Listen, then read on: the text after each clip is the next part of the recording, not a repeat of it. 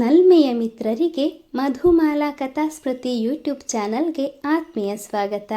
ಋಣಾನುಬಂಧ ಭಾವನೆಗಳ ಬಲೆಯೊಳಗೆ ಸಂಚಿಕೆ 10. ತನ್ನ ಮಾತಿಂದ ತಾಯಿಯ ಮನಸ್ಸಿಗೆ ನೋವಾಗಬಹುದು ಅನ್ನೋ ವಿವೇಚನೆಯೂ ಇಲ್ಲದೆ ಅವಿವೇಕಿಯಂತೆ ವರ್ತಿಸುತ್ತಿದ್ದ ಯಜ್ಞೇಶ ಜೋಯಿಸ್ರು ಗಿರಿಜಮ್ಮನವರ ವಿರುದ್ಧ ತಮ್ಮ ಮಾತಿನ ಪ್ರಹಾರವನ್ನು ಮುಂದುವರಿಸಿದ್ರು. ನಿನಗೆ ಮಗ ಅನ್ನೋ ಮಮಕಾರ ಸ್ವಲ್ಪನೂ ಇಲ್ಲ. ದೀಕ್ಷಿತನ ವಂಶದವರು ನಿನಗೆ ಅದೇನು ಮೋಡಿ ಮಾಡಿದಾರೋ ನನಗಂತೂ ಗೊತ್ತಿಲ್ಲ. ದಿನದಲ್ಲಿ ಒಂದು ಬಾರಿ ಆದರೂ ಅವನ ಗುಣಗಾನ ಮಾಡದೇ ಇದ್ದರೆ ನಿನಗೆ ತಿಂದ ಅನ್ನ ಅರ್ಗೋದೇ ಇಲ್ಲ ಅನ್ಸತ್ತೆ ಅಂತ ಬಾಯಿಗೆ ಬಂದಂತೆ ಬಡಬಡಾಯಿಸ್ತಾ ಇರುವಾಗಲೇ ಅವನ ಮಾತನ್ನು ತಡೆಯುತ್ತಾ, ಅದೇನು ಅಂತ ಮಾತಾಡ್ತೀಯ ಯಜ್ಞ? ನಾನು ನಿನ್ನನ್ನು ಹೆತ್ತಿರೋದಕ್ಕೇನೆ ಮಂತ್ರ ಹೇಳೋ ನನ್ನ ಮಗನ ಬಾಯಲ್ಲಿ ಕೆಟ್ಟದ್ದು ನುಡಿದೇ ಇರಲಿ ಅಂತ ಬುದ್ಧಿ ಹೇಳ್ತಾ ಇರೋದು. ಅದನ್ನು ಕೇಳೋದು ಬಿಟ್ಟು ಹೀಗೆ ಅಧಿಕ ಪ್ರಸಂಗ ಮಾತಾಡಬೇಡ ಅಂತ ತಾವು ಹೊಸೆದಿದ್ದ ಬತ್ತಿಗಳನ್ನು ಕೈಯಲ್ಲಿ ಹಿಡ್ಕೊಂಡು ದೇವರ ಕೋಣೆಯತ್ತ ನಡೆಯೋದಕ್ಕೆ ಮುಂದಾದ್ರು. ಅಷ್ಟರಲ್ಲೇ ಅವರ ಮಾತಿನ ನಡುವೆ ಬಂದ ಸುಭದ್ರಮ್ಮ, ಅತ್ತೆಮ್ಮ, ಅವರೇನು ಅಧಿಕ ಪ್ರಸಂಗ ಮಾಡಿದ್ರು? ಅವರು ಇರೋ ವಿಷಯ ತಾನೇ ಹೇಳ್ತಾ ಇರೋದು. ನಾನು ಮದುವೆಯಾಗಿ ಬಂದಾಗಿಂದ ನೋಡ್ತಾನೇ ಇದ್ದೀನಿ. ನಿಮಗೆ ಆ ದೀಕ್ಷಿತರು ಏನು ಮಾಡಿದ್ರು ಸರಿ, ನನ್ನ ಗಂಡ ಏನು ಮಾಡಿದ್ರು ತಪ್ಪು ಅನ್ನೋ ಹಾಗೆ ಮಾತಾಡ್ತೀರಲ್ಲ. ಒಂದು ದಿನ ಆದರೂ ನಿಮ್ಮ ಮಗನ ಬಗ್ಗೆ ಒಳ್ಳೆಯದನ್ನು ಮಾತಾಡಿದ್ದೀರಾ? ಅವರು ಹೇಳೋದ್ರಲ್ಲಿ ತಪ್ಪೇನಿದೆ? ಅವರಿಗೂ ಗುಡೀಲಿ ಪೂಜೆ ಮಾಡೋ ಅಧಿಕಾರ ಇದ್ದಿದ್ರೆ ನಿಮ್ಮ ಮಗನು ಆ ದೀಕ್ಷಿತರಿಗಿಂತ ಜೋರಾಗಿ ಮಂತ್ರ ಹೇಳ್ತಾ ಇದ್ರು. ಆದರೆ ಅಧಿಕಾರ ಅವರ ಪಾಲಾಯಿತು. ಅದಕ್ಕೆ ಪಾಪ ಇವರೇನು ಮಾಡೋಕ್ಕಾಗುತ್ತೆ ಅಂತ ಗಂಡನ ಪರ ವಹಿಸ್ಕೊಂಡು ಮಾತಾಡಿದ್ರು. ಸೊಸೆ ಬಾಯಿಂದ ಇದೇ ಬಗೆಯ ಮಾತುಗಳನ್ನು ಗಿರಿಜಮ್ಮ ಸಾಕಷ್ಟು ಬಾರಿ ಕೇಳಿದ್ರು. ಲೇ ಸುಭದ್ರ, ದೇವ್ರ ಮುಂದೆ ಮಂತ್ರ ಪಠಣೆ ಮಾಡೋದಕ್ಕೆ ಅರ್ಚಕನಾಗಿಯೇ ದೇವಸ್ಥಾನಕ್ಕೆ ಹೋಗಬೇಕು ಅಂತ ಏನಿಲ್ಲ. ಭಕ್ತಿಯಿಂದ ಒಂದು ಪ್ರದಕ್ಷಿಣೆ ಹಾಕಿ ಬಂದರೂ ಸಾಕು, ದೇವರು ಸಂತುಷ್ಟರಾಗ್ತಾರೆ. ಅದು ಆಗಲ್ವಾ? ಬೇಡ, ಮನೇಲಿರೋ ದೇವರಿಗೆ ಶ್ರದ್ಧೆ ಭಕ್ತಿಯಿಂದ ಪೂಜೆ ಮಾಡಿದರೂ ಸಾಕು. ಆದರೆ ನಿನ್ನ ಗಂಡ ಅದನ್ನು ಕೂಡ ಸರಿಯಾಗಿ ಮಾಡೋದಿಲ್ವಲ್ಲ, ಇದಕ್ಕೇನು ಹೇಳ್ತೀಯ?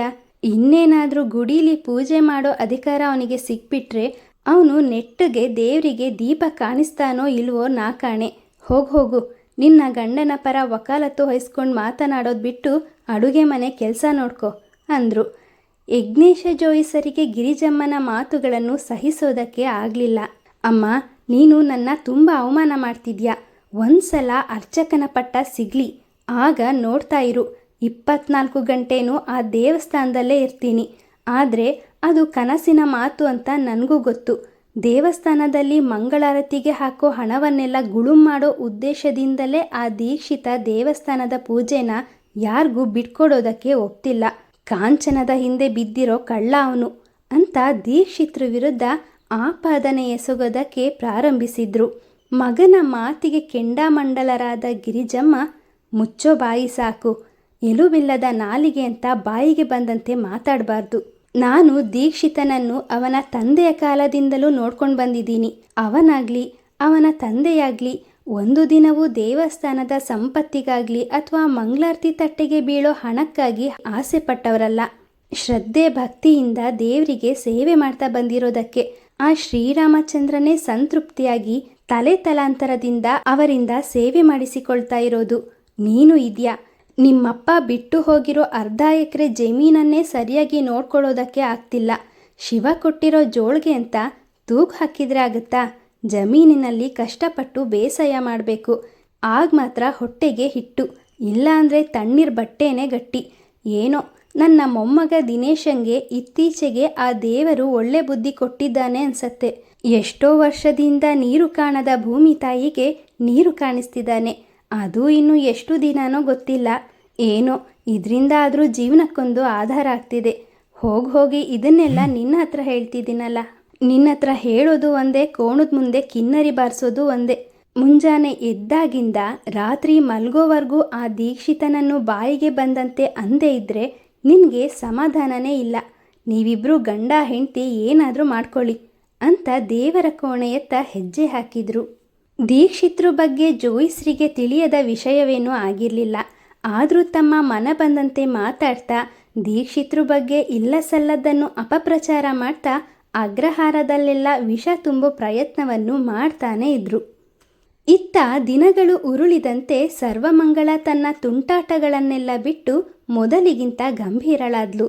ಇಡೀ ಹಳ್ಳಿಗೆ ಹೋಲಿಸಿದರೆ ನರಹರಿ ದೀಕ್ಷಿತರ ಕುಟುಂಬದ ಆರ್ಥಿಕ ಸ್ಥಿತಿ ತಕ್ಕ ಮಟ್ಟಿಗೆ ಉತ್ತಮವಾಗಿದ್ದರಿಂದ ಸರ್ವಮಂಗಳ ಅಗ್ರಹಾರದ ಜನರಿಗಷ್ಟೇ ಅಲ್ಲದೆ ಹಳ್ಳೀಲಿ ಬಡತನದಿಂದ ಬಳಲುತ್ತಿದ್ದ ಎಷ್ಟೋ ಮಂದಿಗೆ ಹಣದ ರೂಪದಲ್ಲಿ ಸಹಾಯ ಮಾಡ್ತಿದ್ಲು.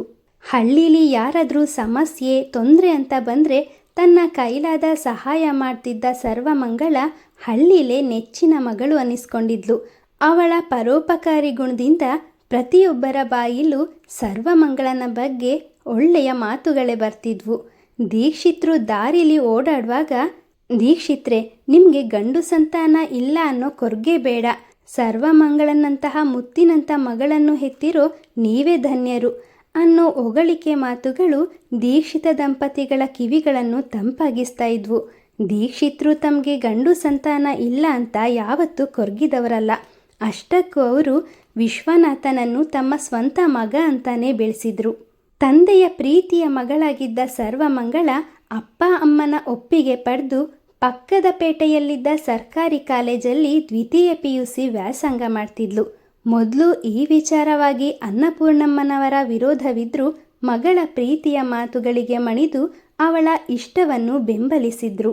ಅನ್ನಪೂರ್ಣಮ್ಮನವರಿಗೆ ಮಗಳು ಕಾಲೇಜು ಮೆಟ್ಟಿಲು ಹತ್ತಿರೋದು ಖುಷಿಯ ವಿಚಾರವೇ ಆಗಿದ್ರೂ ಹಳ್ಳೀಲಿ ಹೆಣ್ಣು ಮಕ್ಕಳನ್ನು ಶಾಲೆಗೆ ಕಳಿಸೋದೇ ಅತಿ ವಿರಳವಾಗಿದ್ದ ಕಾಲದಲ್ಲಿ ತಮ್ಮ ಮಗಳನ್ನು ಪಕ್ಕದ ಪೇಟೆಗೆ ಕಾಲೇಜು ಓದೋದಕ್ಕೆ ಕಳಿಸಿದ್ರೆ ಜನ ಏನಂತ ಮಾತಾಡ್ಕೊಳ್ತಾರೋ ಅನ್ನೋ ಭಯದಿಂದ ಹಿಂದೆಟ್ ಹಾಕ್ತಿದ್ರು.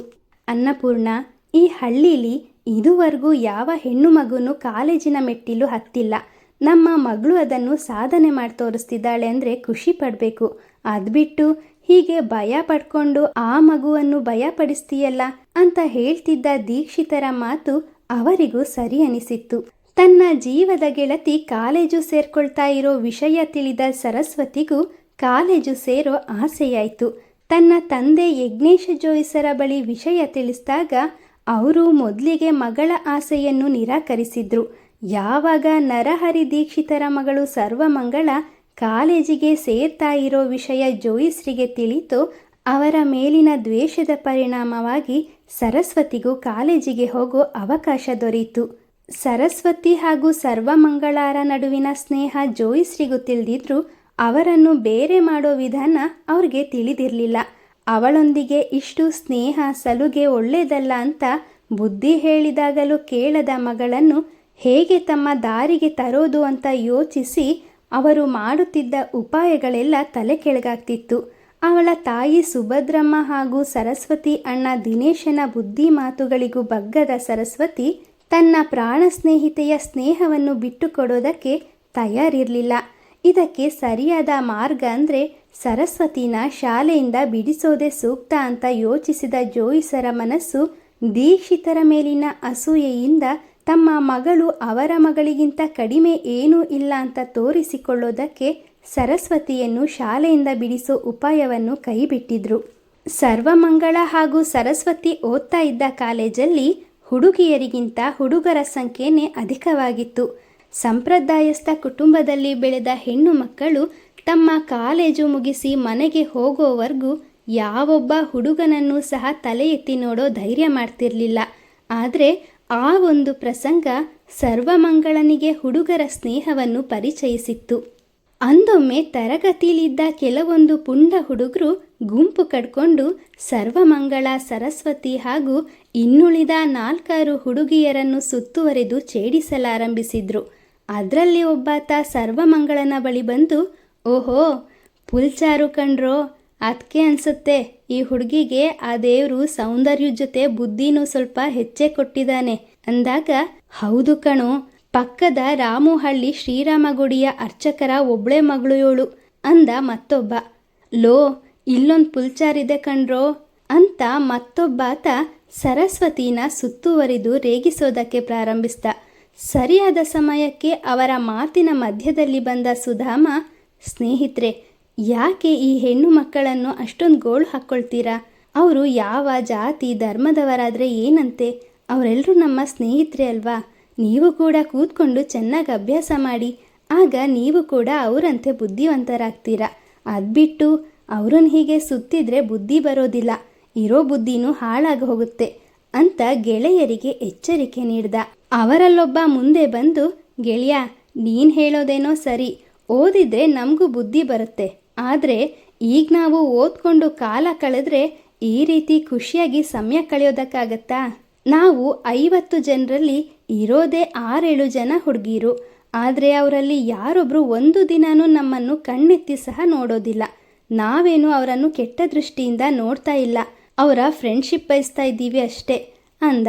ಸುಧಾಮ ಅವನ ಹೆಗಲ ಮೇಲೆ ಕೈ ಹಾಕ್ತಾ, ಗೆಳೆಯ, ಈಗಿನ ಕಾಲದಲ್ಲಿ ಹುಡುಗಿಯರನ್ನು ಶಾಲೆ ಕಳಿಸ್ತಾ ಇರೋದೇ ಹೆಚ್ಚು. ಇನ್ನು ಹುಡುಗಿಯರನ್ನು ಕಾಲೇಜಿಗೆ ಕಳಿಸೋದಕ್ಕೆ ಅವರ ತಂದೆ ತಾಯಿ ಭಯ ಪಟ್ಟುಕೊಳ್ತಾ ಇರೋದು ಇದೇ ಕಾರಣಕ್ಕೆ. ಹಾಗಂತ ನೀವು ಅವರ ಸ್ನೇಹವನ್ನು ಬಯಸ್ತಾ ಇರೋದು ತಪ್ಪು ಅಂತ ನಾನು ಹೇಳ್ತಿಲ್ಲ. ಆದರೆ ಅದಕ್ಕಾಗಿ ಈ ರೀತಿ ಅವರನ್ನು ಚುಡಾಯಿಸಿ ರೇಗಿಸ್ತಿದ್ದೀರಲ್ಲ, ಇದರಿಂದ ಅವರು ನಿಮ್ಮ ಸ್ನೇಹನ ಖಂಡಿತ ಬಯಸೋದಿಲ್ಲ. ಬದಲಾಗಿ ಮತ್ತಷ್ಟು ದೂರ ಆಗ್ತಾರೆ ಅಂತ ಪರಿಸ್ಥಿತಿನ ವಿವರಿಸ್ದ. ಗುಂಪುಗಟ್ಟಿದ್ದ ಹುಡುಗರಿಗೆ ತಮ್ಮ ತಪ್ಪಿನ ಅರಿವಾಗಿತ್ತು. ಅವರೆಲ್ಲರೂ ಹುಡುಗಿರ ಬಳಿ ಕ್ಷಮೆ ಕೇಳಿ ಇನ್ಮುಂದೆ ಈ ರೀತಿ ನಡ್ಕೊಳ್ಳೋದಿಲ್ಲ ಅಂತ ಭಾಷೆ ಕೊಟ್ಟರು. ಹೆಣ್ಣು ಮಕ್ಕಳು ಕೂಡ ಅವರ ತಪ್ಪನ್ನು ಕ್ಷಮಿಸಿ ಅವರ ಸ್ನೇಹವನ್ನು ಒಪ್ಕೊಂಡ್ರು. ಮಿತ್ರರೇ, ಹುಡುಗರೊಂದಿಗಿನ ಸ್ನೇಹದ ಕಾರಣ ಸರ್ವಮಂಗಳ ಕಾಲೇಜನ್ನು ಬಿಡುವಂತಾಗುವುದೇ? ನಿರೀಕ್ಷಿಸಿ ಮುಂದಿನ ಸಂಚಿಕೆಯಲ್ಲಿ.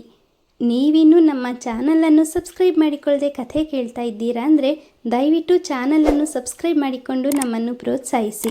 ಕಥೆ ಬಗ್ಗೆ ನಿಮ್ಮ ಅನಿಸಿಕೆ ಅಭಿಪ್ರಾಯಗಳನ್ನು ಕಮೆಂಟ್ನ ಮೂಲಕ ತಿಳಿಸಿ. ಮುಂದಿನ ಸಂಚಿಕೆಯಲ್ಲಿ ಮತ್ತೆ ಸಿಗೋಣ. ಧನ್ಯವಾದಗಳು.